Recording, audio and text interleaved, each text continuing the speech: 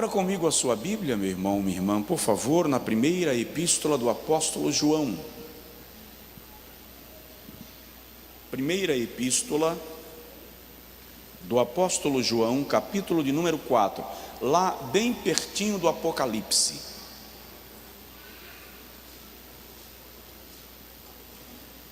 Se o irmão começar pelo fim, vai lá para Apocalipse, volta para a Epístola de Judas, em seguida terceira João, segunda João, primeira de João. Primeira Epístola de João, capítulo de número 4.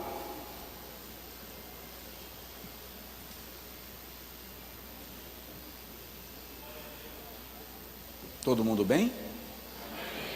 Então, aleluia. Versículo de número 4 diz assim: filhinhos, sois de Deus e já os tendes vencido, porque maior é o que está em vós do que o que está no mundo. Filhinhos, sois de Deus. Diga comigo assim: sou de Deus. E já os tendes vencido, porque maior é o que está em vós do que o que está no mundo. É o nosso culto de celebração da ceia do Senhor.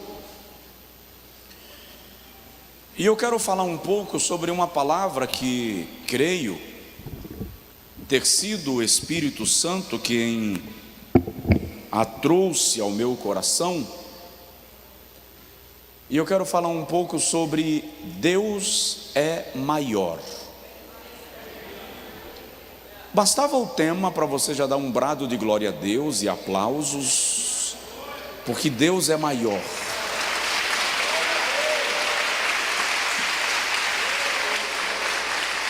Deus é maior do que tudo.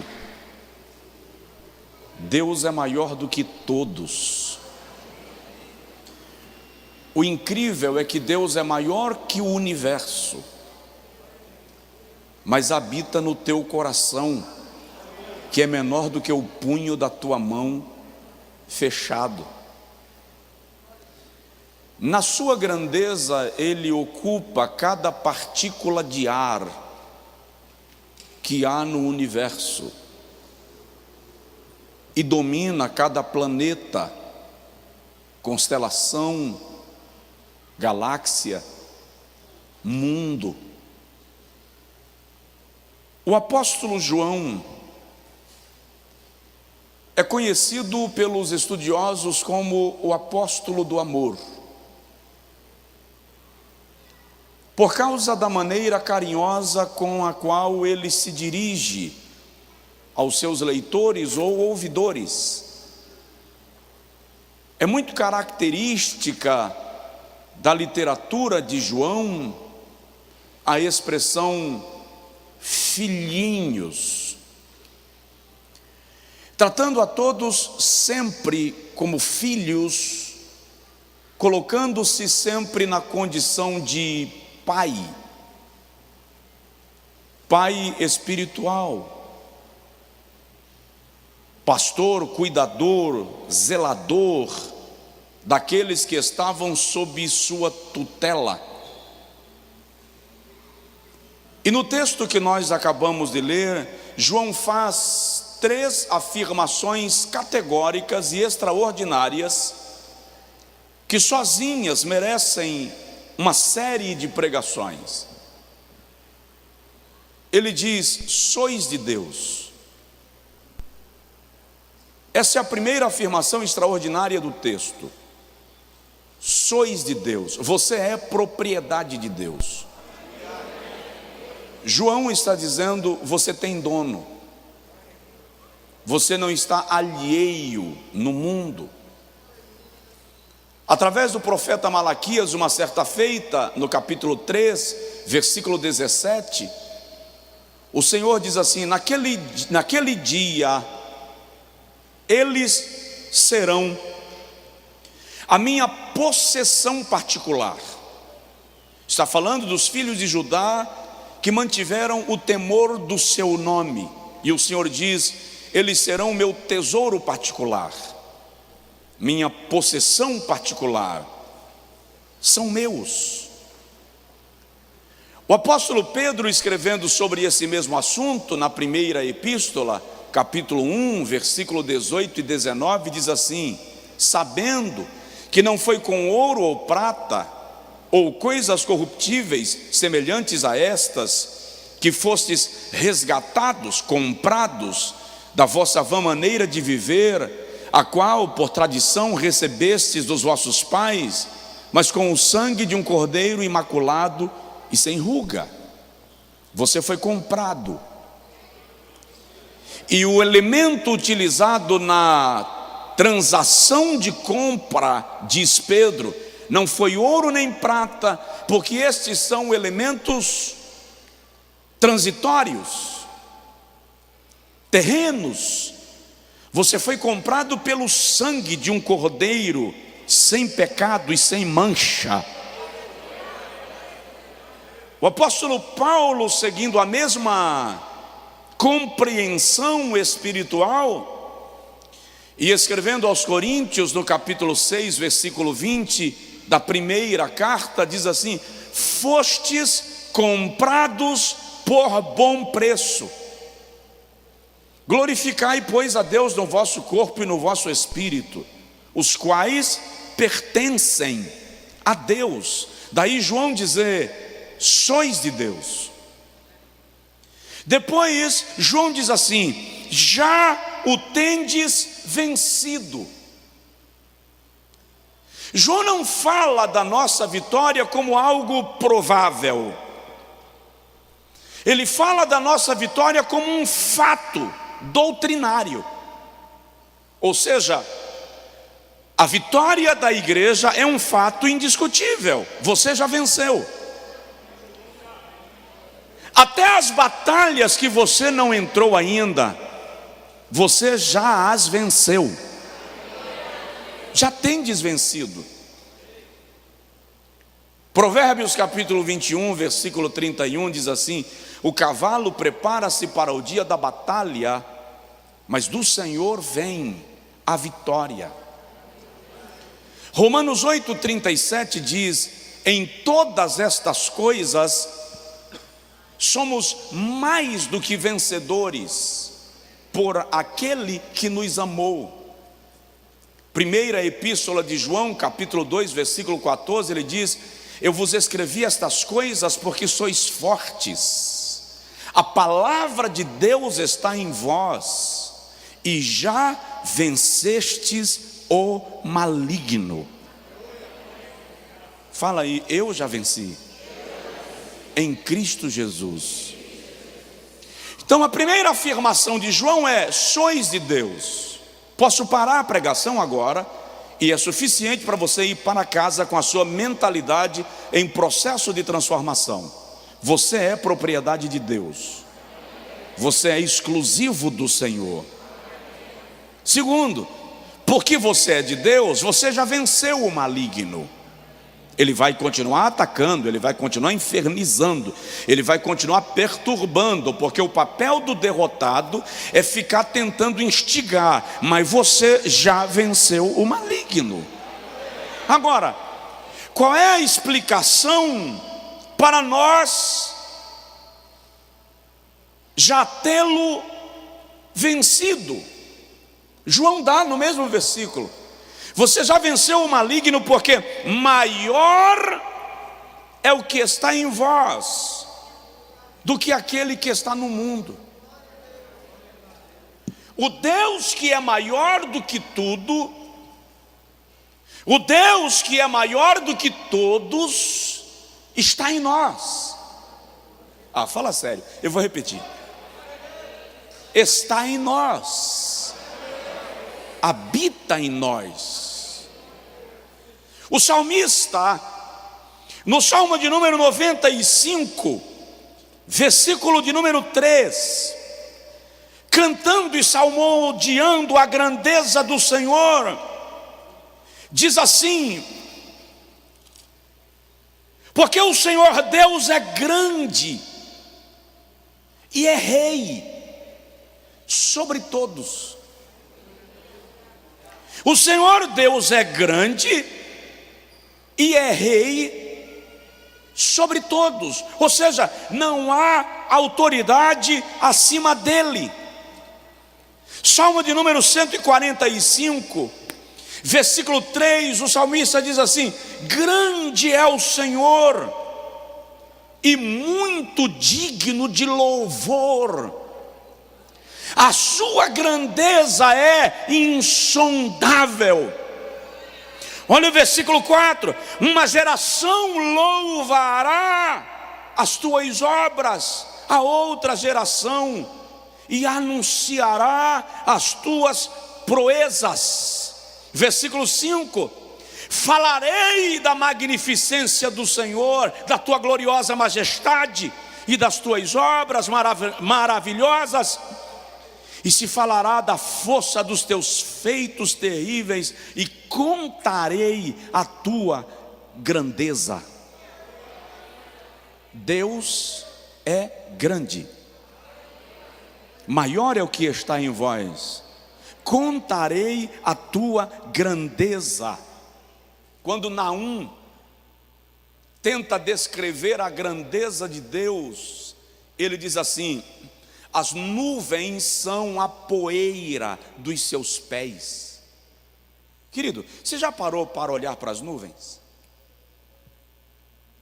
Você já observou como elas são lindas? Já teve a experiência de voar e o pôr do sol acontecer com você na janela de um avião? E os raios solares atravessando as nuvens, para você ter noção de quão belas elas são. Aí Naum olha e diz: são apenas a poeira dos pés de Deus. O mesmo Naum diz da grandeza de Deus, que quando ele se levanta, os montes se abatem. E se ele se levantar na sua ira, as rochas se desaguam. Tamanha a grandeza da sua soberania. Por isso que no Salmo 19, o salmista diz assim: os céus proclamam a glória de Deus. O firmamento anuncia as obras das suas mãos. Um dia faz declaração a outro dia, e uma noite traz revelação a outra noite. Não há voz, nem fala, mas toda a terra ouve as suas palavras. Ou seja, a criação denuncia, a criação brada, a criação reconhece a grandeza do Criador. Por isso que Paulo, escrevendo sobre esse assunto aos Romanos, no capítulo 1, versículo 19 e 20, diz que tudo o que de Deus se pode conhecer são manifestos na criação, tanto os seus atributos quanto o seu poder são manifestados nas coisas visíveis e nas coisas invisíveis, para que os homens não tenham como argumentar diante de Deus. Esta é a sua grandeza. E Jeremias completa o nosso raciocínio num texto tão conhecido, quando ele diz assim: clama a mim, Deus falando através de Jeremias, clama a mim e responder-te-ei, e eu vou te anunciar coisas grandes. Porque as obras de Deus são grandes. No seu cântico de vitória, ao atravessar o Mar Vermelho, Êxodo capítulo 15, versículo 7, Moisés diz: na grandeza da tua excelência, tu derrubas todos os teus inimigos.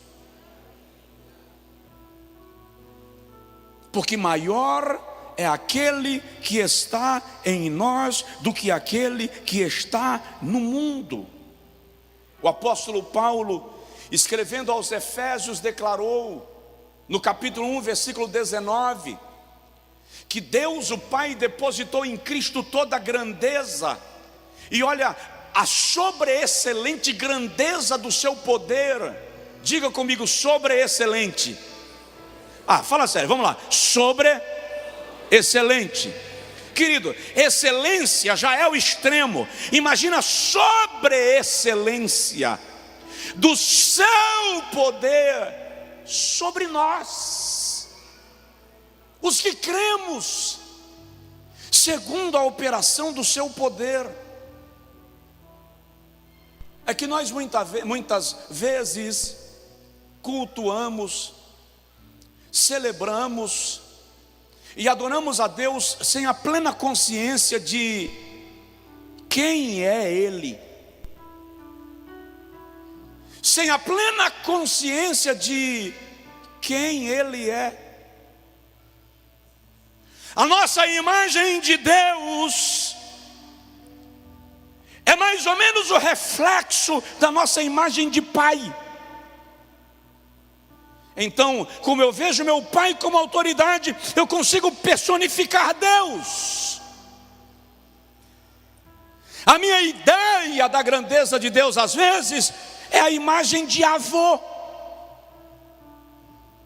Um senhorzão grandão, calmo, sereno e grisalho, a quem eu devo todo respeito. Mas presta atenção, por maior que seja meu pai, Deus é maior.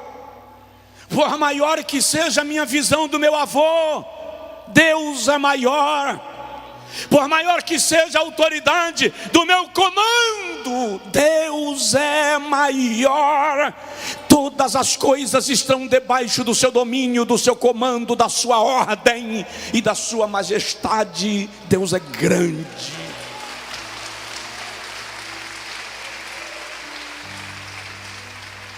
E sem me estender muito, eu gostaria de compartilhar com você, repito, o que o Espírito me trouxe à alma, e te dizer que Deus é maior do que o universo. O universo com os seus trilhões de constelações, o universo com os seus bilhões de galáxias, o universo com os seus milhares de planetas e mundos. Deus é maior. Gênesis capítulo de número 1, versículo de número 1 e 2 diz assim: no princípio criou Deus os céus, está no plural, e a terra. Porque na cultura judaica, o universo é a composição de 3 céus. Esse céu que está diante dos nossos olhos, na língua grega é chamado de Ouranos, essa abóbada azul infinita, que descansa no extremo do oceano. E se você tomar um cruzeiro e navegar sem destino, você vai ver que esta abóbada continua descansando em algum extremo que você nunca alcança. Aí o salmista, quando fala de Deus na sua grandeza, maior que este primeiro céu, ele diz: se eu pegar as asas da alva e voar sem destino para fugir da tua face, nem assim fugirei, porque onde eu chegar, o Senhor estará lá. Se eu pegar a minha cama e descer ao profundo do abismo e me esconder nas trevas, nem assim de ti me ausentarei, porque até lá a tua luz me iluminará. E se eu tomar a minha cama e subir até aos céus e disser: aqui será a minha morada, aí o Senhor habita, e até lá os teus olhos me contemplarão, porque tu me sondas e me conheces. Tu conheces o meu sentar e o meu levantar. No princípio criou Deus os céus. Segundo o céu, mesorâneos, o céu planetário, onde estão os milhões de galáxias, os trilhões de estrelas. Deus está lá, Ele coordena todas as coisas, nada passa desapercebido da sua percepção. Por isso que o Novo Testamento diz que está sob Ele todo poder, governo, domínio e autoridade. Domínio aqui, ele está falando de principados, de planetas, de galáxias. E Deus, na sua grandeza, coordena o céu planetário. Ele sabe onde está cada coisa e cada lugar. No princípio criou Deus os céus e a terra. Aí o profeta diz, o escritor diz, o poeta diz: e a terra tornou-se sem forma e vazia. Alguns estudiosos dizem que entre o versículo 1 e o versículo 2 há uma distância de tempo de alguns bilhões de anos-luz. Porque Deus cria a terra perfeita. Alguma coisa acontece que a torna sem forma e vazia, envolvida pelas trevas, sem vida. Mas aí o texto diz que o Espírito de Deus pairava sobre a face das águas. Não diz que pairava sobre uma zona, pairava sobre a face das águas. Ele estava cobrindo todo o planeta com a presença do seu Espírito, porque Deus é maior. Aí ele diz: haja luz, e houve luz. João, o apóstolo, toma esse texto no capítulo 1, versículo 1, e diz assim: no princípio era o verbo, e o verbo estava com Deus, e o verbo era Deus. Todas as coisas foram feitas por Ele, e sem Ele nada do que foi feito se fez. Aí o escritor da epístola aos Hebreus, no capítulo 1, versículo 7, diz que Deus sustenta todas as coisas pela palavra do seu poder. Não, você não entendeu?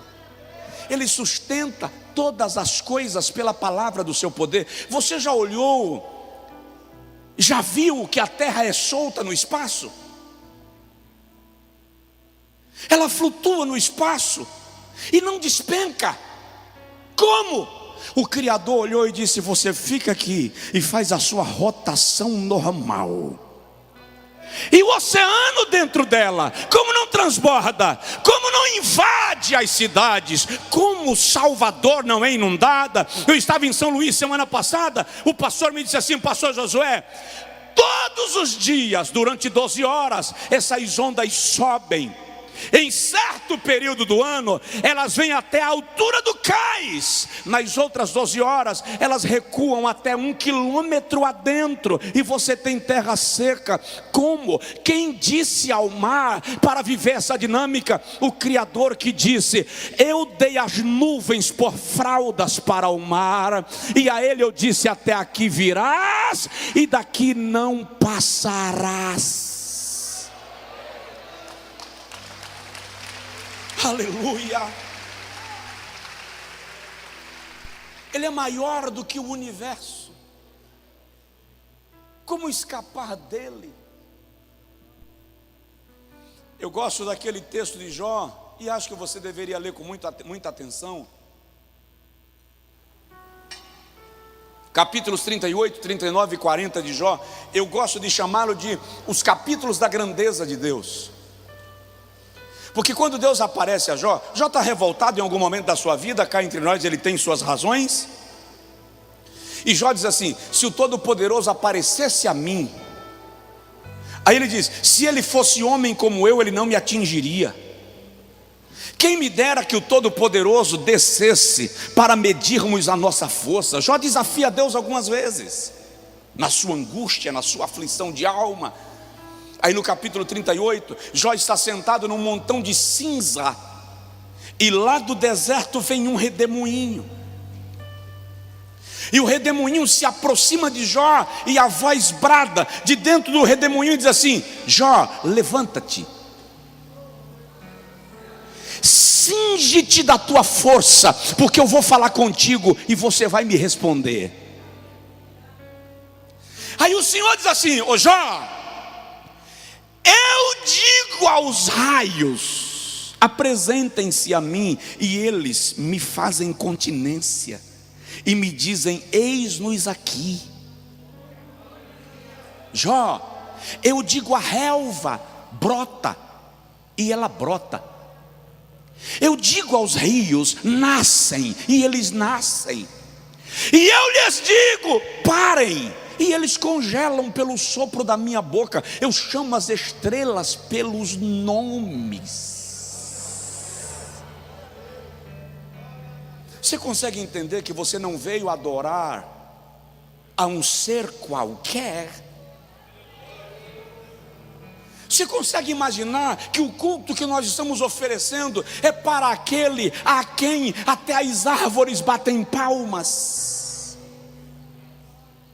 Deus é maior do que o universo, e presta atenção nisso, e maior é aquele que está em vós. Maior é aquele que está em vós. Aquele que é maior do que o universo habita em você. Aquele que é maior do que o universo habita em você. Você pode celebrar, adorar, glorificar, enaltecer, tributar, exaltar a Ele.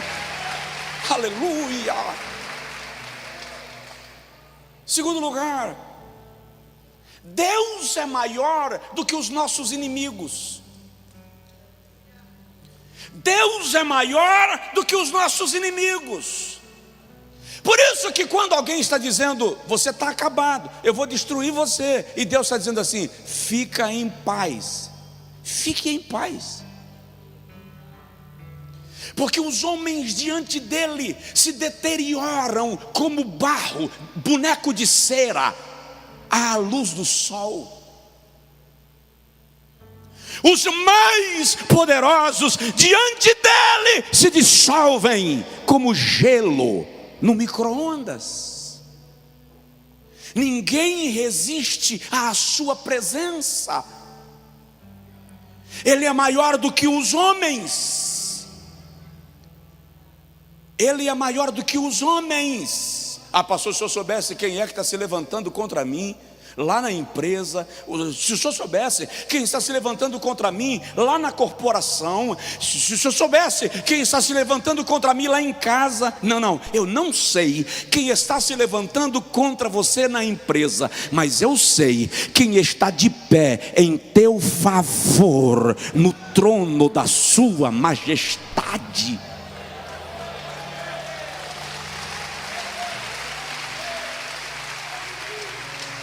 Por isso que quando Moisés, conversando com Deus, em Êxodo capítulo 3, ele diz assim, quem sou eu para ir a Faraó? Jeová diz, não é você,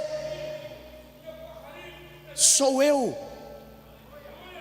Eu sou contigo. Êxodo capítulo 3, versículo 1. Aí Moisés pergunta assim, tá, o senhor vai comigo, e quem é o senhor mesmo? Como é que eu te apresento lá? Jeová diz assim, quando perguntarem ao meu respeito, diga apenas que eu sou o que sou. Só diga isso, Yahweh, Yasser, Yahweh. Eu sou o que for necessário que eu seja. Eu estou pronto para qualquer situação que você tiver que vivenciar, Moisés. Em Levítico 26, 7 e 8, o Senhor diz assim, eu desbaratarei os teus inimigos, e há de ser que um de vós colocará 1000 em fuga, e 5 colocará 10.000.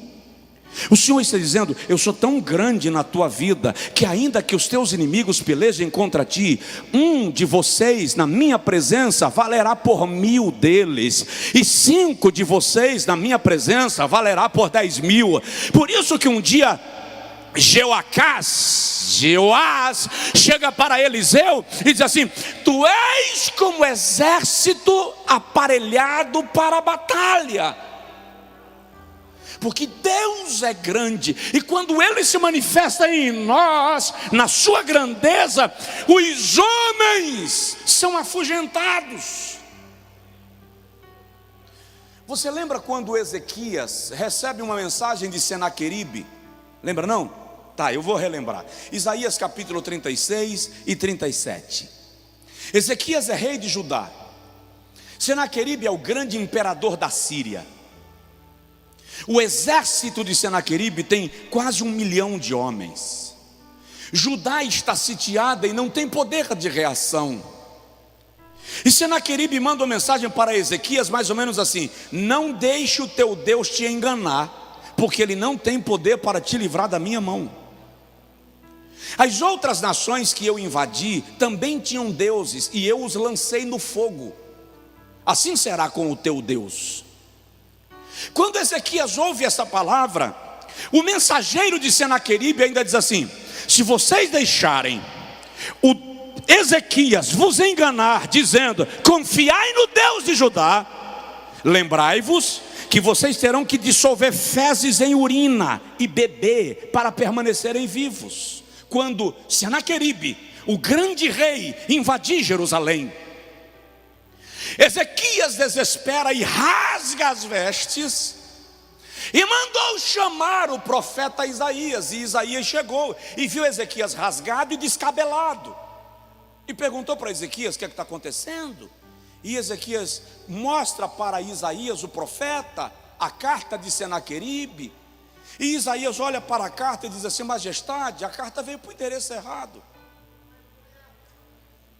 Senaqueribe não está desafiando o rei de Judá, ele está desafiando o Deus de Judá. Olha o que ele diz: não te engane o teu Deus, porque ele não pode te livrar da minha mão. O desafio é para Deus.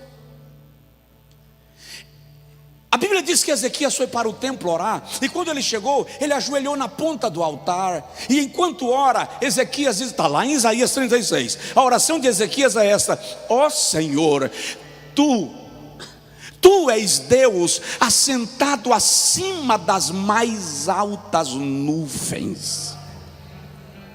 Senaqueribe diz a verdade quando diz que lançou os deuses das outras nações no fogo, mas na verdade não eram deuses, mas tu és Deus nos céus e na terra. Enquanto Isaías ora, o Espírito de Deus se apodera enquanto Ezequias ora, o Espírito de Deus se apodera de Isaías e diz: não temais, ó Ezequias, nesta peleja não tereis que pelejar, porque esta batalha é minha e não vossa, diz o Senhor dos exércitos. Presta atenção. Um anjo deu uma passadinha no arraial da Síria. Quantos anjos? Quantos?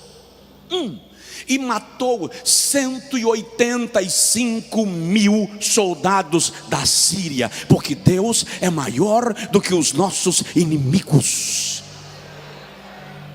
Ele é maior que os nossos inimigos, então Ele é maior que os homens. Segura lá, Deus é maior do que a morte. A Bíblia diz que o último inimigo a ser julgado será a morte. Então a morte é um inimigo. Ainda que nós tenhamos e temos esperança da vida eterna, a morte assusta, amedronta. Ou não? Está tudo legal aí? Todo mundo disposto a A morte é um inimigo, e ela apavora, ela angustia. Mas a Bíblia Sagrada garante que Deus é maior do que a morte, porque ela consegue cessar a tua existência física, mas não consegue bloquear a tua existência eterna, porque você foi criado para a eternidade. Isaías capítulo 25, versículo 8, a Bíblia diz assim: e Deus aniquilará a morte para sempre, e enxugará dos nossos olhos toda lágrima. Deus é maior do que a morte. A Bíblia diz, 1 Coríntios capítulo 15, versículo 26, Paulo canta e diz: onde está, ó morte, a tua vitória? Onde está, ó inferno, o teu aguilhão?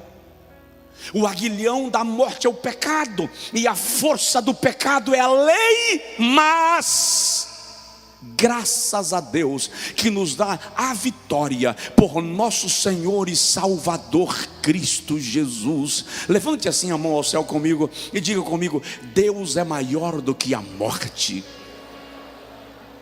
Deus é maior do que as trevas. Deus é maior do que os homens. Deus é maior do que a morte. Deus é maior do que as trevas. Não há território onde Jeová manifeste a sua presença e o inferno consiga se manter reinando. As cadeias da opressão são quebradas diante da grandeza de Deus.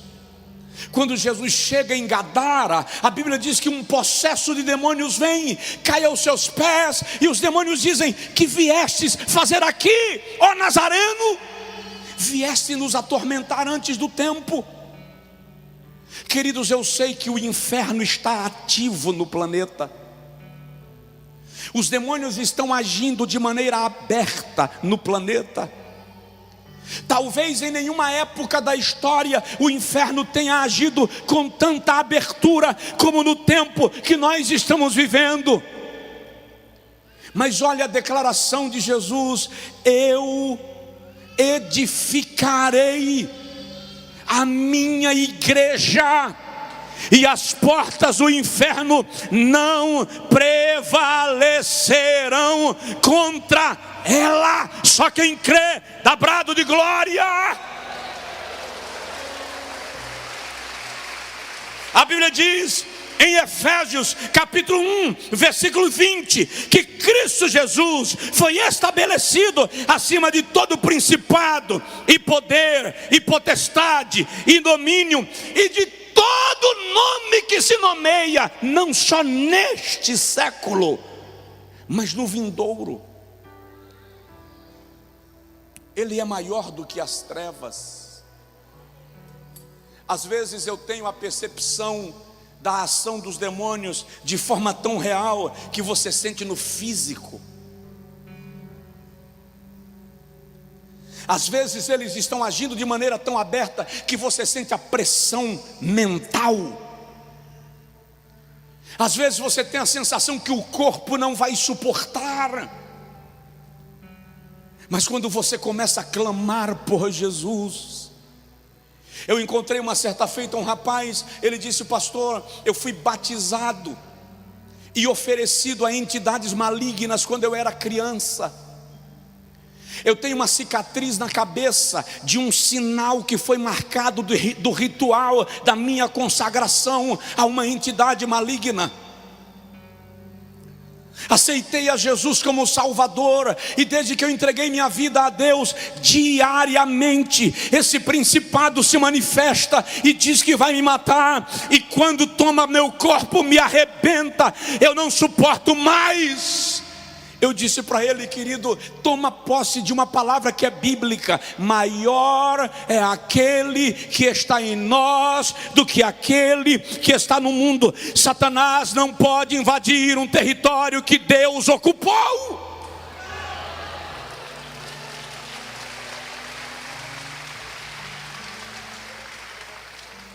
Diga comigo: Deus é maior Agora diga assim: e habita em mim.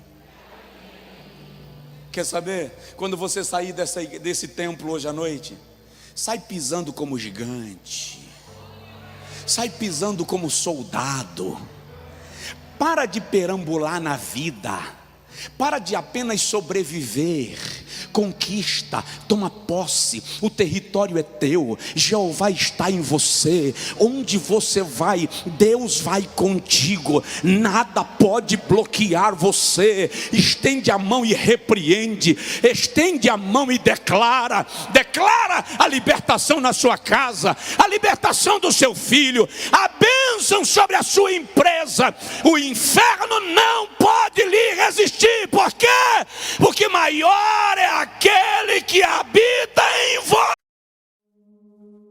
We were in love that never meant to stay. Some things are real, even when they fade.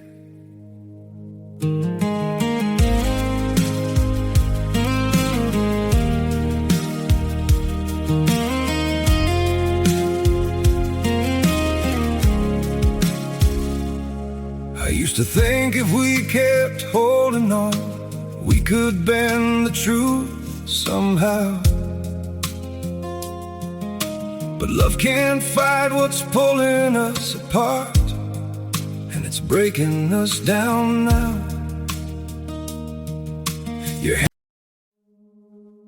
We were in love that never meant to stay.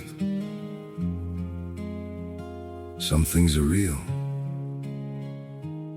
even when they fade.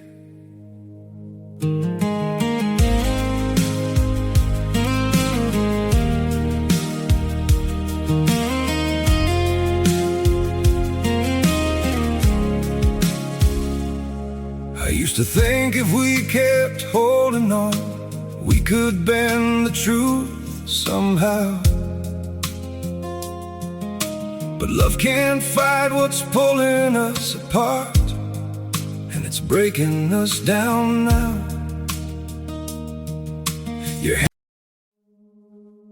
We were in love that never meant to stay. Some things are real, even when they fade.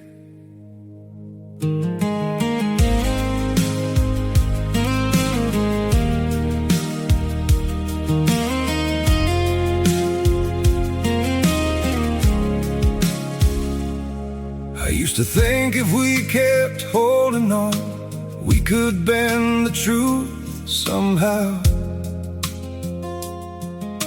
But love can't fight what's pulling us apart.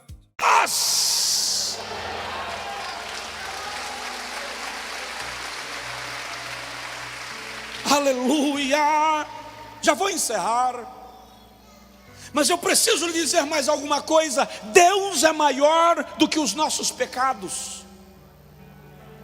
Vou repetir. Deus é maior do que os nossos pecados. Ele está acima da nossa culpa. Mateus capítulo 20, versículo 28, Jesus diz: esse é o sangue da nova aliança, o sangue que será derramado em resgate de muitos. Satanás pode tentar argumentar o teu pecado, mas você pode responder com o sangue de Jesus.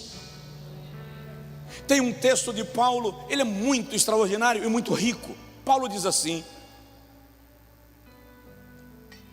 Colossenses 2, 14 e 15: Cristo pegou o escrito de dívida que havia contra nós e, cravando no madeiro, os expôs aos principados e potestades. Diga comigo: Cristo pegou o escrito de dívida que pesava contra mim e cravou no madeiro e mostrou aos demônios. Vamos entender?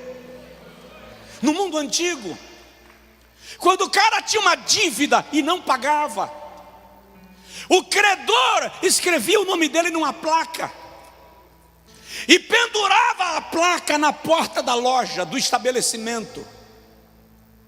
Era o SPC da época. Era uma nota promissória que denunciava que o indivíduo estava devendo. E quando ele não podia pagar, ele poderia se aproximar de alguém que no cenário grego era um paracletos. A palavra grega paracletos é correspondente à palavra latina advocatus. Aquele que advoga, aquele que intercede, aquele que media. Então o devedor poderia se aproximar de um advogado, de um amigo, e dizer: estou devendo no estabelecimento X, não posso pagar, me tornei cativo, me ajude. O advocatus ou paracletos ia lá por amizade, chegava diante do credor e dizia: eu vim pagar a conta do fulano. E quando ele pagava a conta, o dono do estabelecimento tinha que pegar a mesma placa e colocar de volta no mesmo lugar, avisando que a conta foi paga. E dava uma cópia da conta paga para o antigo devedor. Para quê? Porque quando ele fosse comprar em outro lugar e alguém dissesse: não vou te vender, você não paga o que você deve, ele dizia: está pago. Paulo diz que nós tínhamos uma dívida e Satanás tinha na mão uma nota promissória. Eu e você éramos cativos de Satanás por causa da dívida. Aí Paulo está dizendo que como nós não poderíamos pagá-la, Jesus, o nosso advogado, se apresentou no tribunal e disse: eu pago a conta.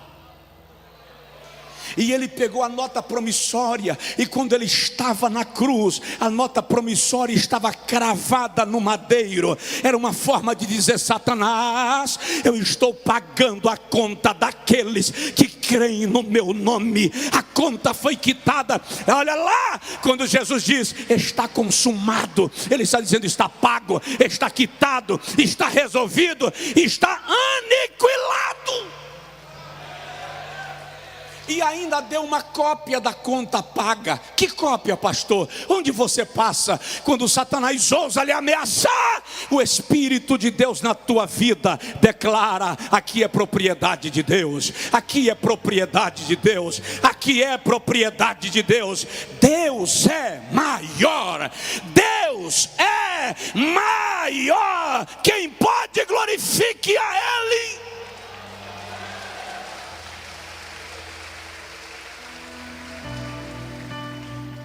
Deus é maior do que as enfermidades.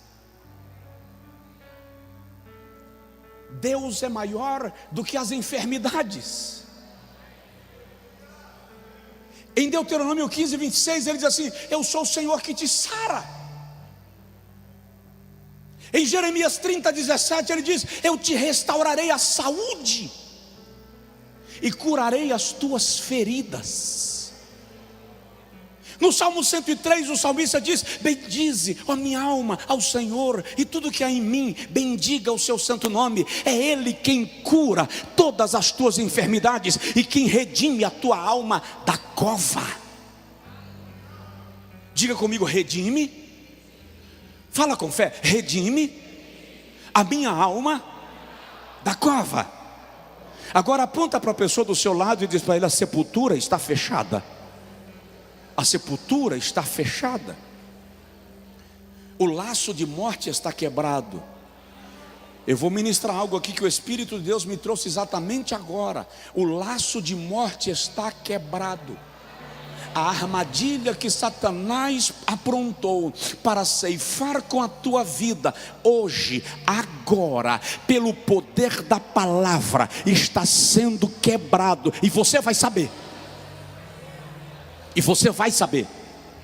Para não ficar apenas a palavra do profeta solta, Deus vai te fazer saber que a armadilha estava montada, mas o laço se quebrou e você escapou.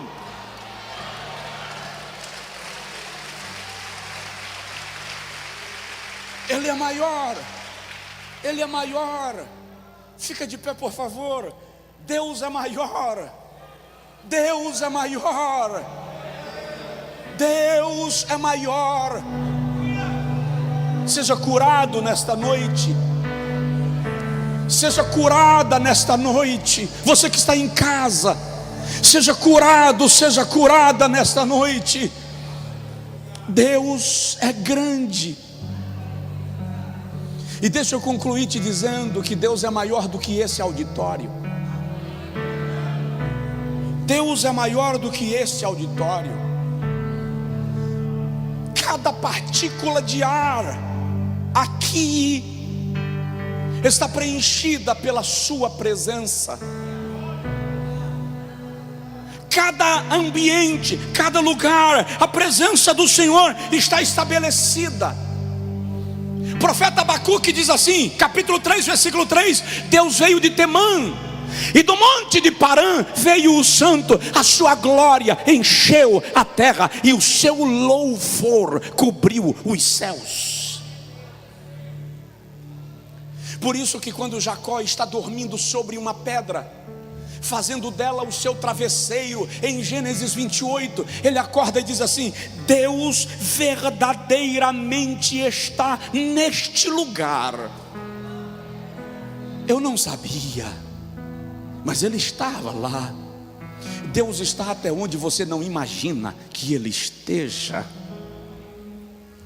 Esta semana eu atendi uma irmã aqui, e ela disse assim: pastor, eu visitei centenas, ainda enfatizou, centena não é exagero, eu visitei centenas de lugares para que os guias e as entidades me dessem respostas. E todos os lugares que eu fui, as pessoas que estavam lá diziam: não podemos fazer nada por você, tem alguém de branco em pé do seu lado. Deus está até nos lugares que você não imagina que Ele está. Segundo livro das Crônicas, capítulo 5, versículo 13 e 14, a Bíblia diz que na inauguração do templo de Salomão, quando o coral cantou e a orquestra tocou, está escrito assim: a glória do Senhor encheu o lugar.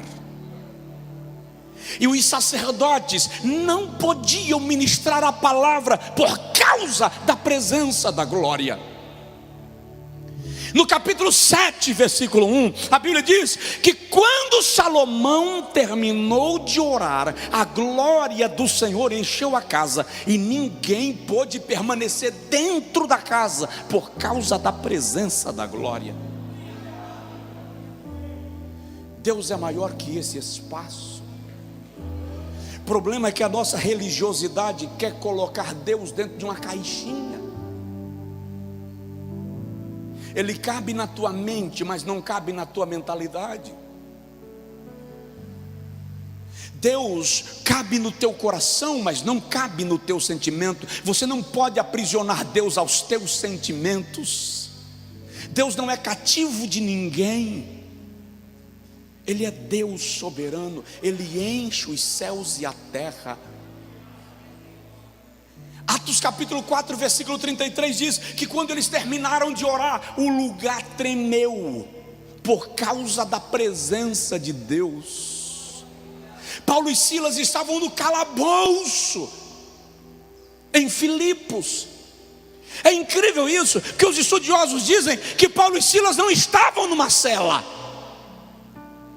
Eles estavam no calabouço, e naquele contexto, o calabouço era o lugar onde os dejetos das celas caíam. Era subterrâneo. O que se fazia nas celas caía no calabouço, onde Paulo e Silas estavam agrilhoados. Aí Paulo começa a orar e Silas começa a cantar. De repente Silas olha para Paulo e diz: agora tu cantas que eu oro. E aí inverte, e o outro ora e um canta, e o louvor vai acontecendo.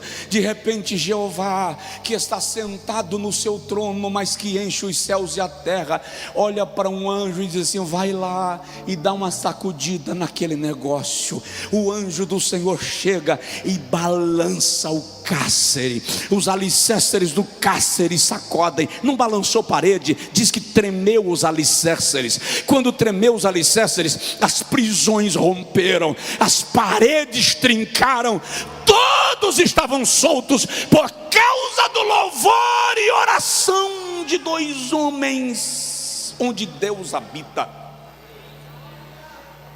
Eu quero orar com você, e você vai dizer ao Senhor nesta noite: eu sei que tu estás aqui, mas diga mais, diga: eu sei que tu estás em mim, eu sei que o Senhor habita em mim, e eu quero a manifestação da tua grandeza na minha vida, eu quero a manifestação da tua grandeza na minha alma, eu quero sentir esta presença gloriosa e soberana. É possível que você tenha vivido uma semana de angústia, de aflição, de ansiedade. Faça a presença de Deus suplantar tudo isso esta noite, e comece esta semana com um sentimento novo, com uma mentalidade nova, com uma visão diferente. Você vai sair daqui hoje à noite marchando em vitória, porque maior é aquele que está em você do que aquele que está no mundo. Soberano Deus, esta é a tua palavra aplicada sobre o teu povo, aqueles que estão aqui no templo e aqueles que estão em casa. Faz esta palavra gerar vida do teu povo. Faz esta palavra gerar ânimo, vitória, visão. Faz o teu povo sair daqui esta noite marchando como campeões, marchando como gigantes espirituais.